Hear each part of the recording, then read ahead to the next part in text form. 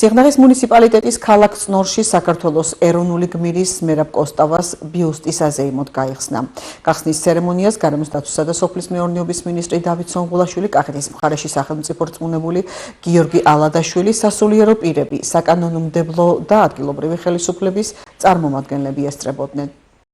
პირველ რიგში, რა თქმა უნდა, მინდა ყველა ჩვენს მოქალაქეს მიულოცო დღევანდელი დღე, დამოუკიდებლობის დღე, ქვეყნის თავისუფლების დღე, მნიშვნელოვანი დღე არის, რომელსაც ჭირდება ყოველწუთიერი ბრძოლა, ყოველწამიერი ბრძოლა, მოპოვება და ზუსტად ამ ბრძოლის